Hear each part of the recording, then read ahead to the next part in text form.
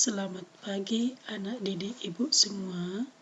Salam sejahtera buat kita semua. Ibu berharap kita semua dalam keadaan sehat walafiat.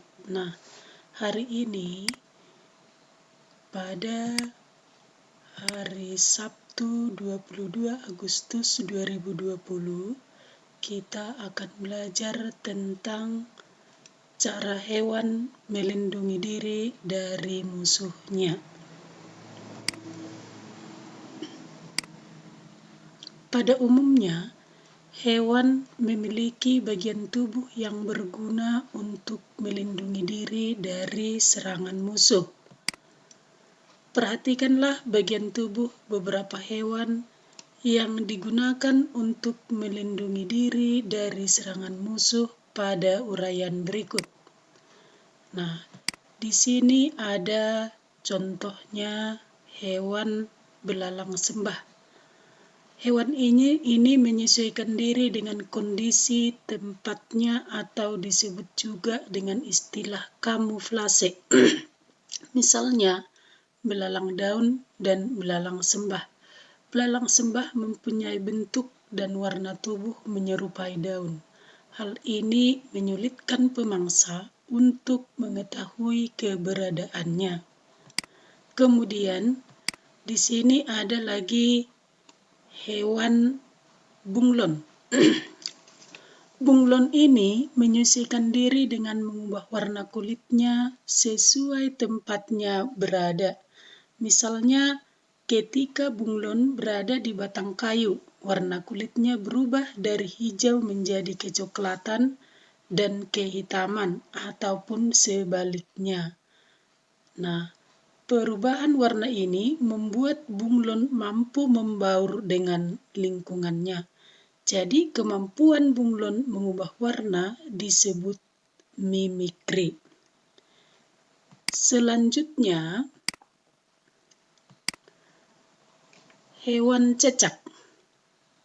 Cecak ketika dia diganggu atau ketika dia diserang oleh musuh, maka cecak ini akan mampu memutuskan ekornya. Nah, kemampuan cecak untuk memutuskan ekornya disebut autotomi.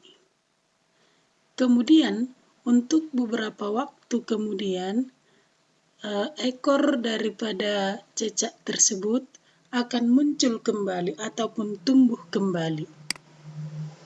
Kemudian ada lagi hewan terenggiling. Hewan terenggiling segera menggulungkan tubuhnya membentuk spiral jika bertemu dengan musuh.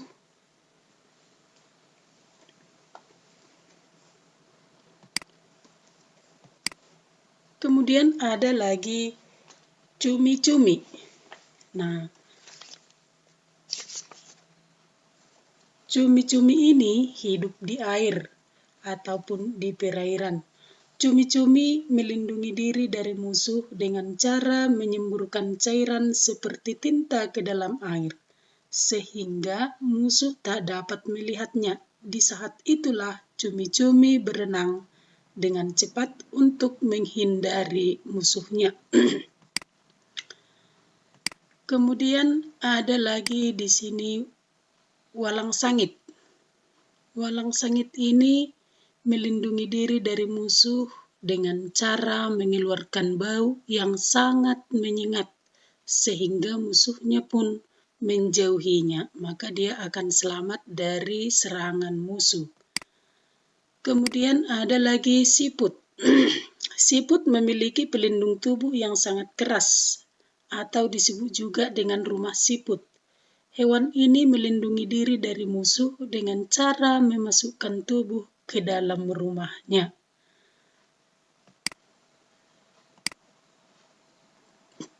Nah, di sini ada sebuah kesimpulan, sebuah kesimpulan dari kemampuan hewan tadi untuk melindungi diri dari musuh. Nah, ataupun cara hewan beradaptasi seperti bunglon, mengubah warna kulit agar sama dengan tempatnya berada. Ya, ini tadi kesimpulannya. Kemudian ada seperti cecak tadi, memutuskan ekornya untuk melindungi diri. Kemudian ada lagi siput, memiliki cangkang sebagai tempat tinggal sekaligus pelindung ketika terancam. Kemudian ada lagi walang sangit. Walang sangit itu tadi mengeluarkan bau menyengat agar pemangsa tidak menyukainya. Kemudian cumi-cumi mengeluarkan tinta untuk menghambat pemangsa. Kemudian ada lagi tadi belalang daun.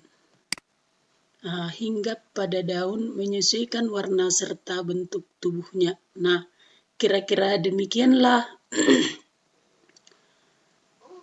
penjelasan tentang kemampuan hewan untuk melindungi diri dari musuh. Nah, jadi inilah yang kita bahas untuk hari ini. Nah, sekarang di sini ada tugas, ya, dibaca nanti soalnya. Walang sangit melindungi dirinya dari pemangsa dengan cara titik-titik. Kemudian contoh hewan yang memiliki perlindungan berupa cangkang yang keras adalah titik-titik. Kemampuan bunglon mengubah warna disebut titik-titik. Kemampuan cecak memutuskan ekornya disebut titik-titik. Kemudian yang kelima, contoh hewan yang mengeluarkan tinta untuk mengelabui musuhnya adalah titik-titik. Nah, untuk menjawab soal ini, cukup kamu mengingat apa tadi yang sudah kita bahas dari materi kita untuk hari ini. Nah, selamat belajar. Sekian pembelajaran kita hari ini. Semoga kita tetap sehat, rajin cuci tangan. Jika keluar dari rumah, tetap pakai masker agar kita terhindar dari COVID-19. Sekian dan terima kasih.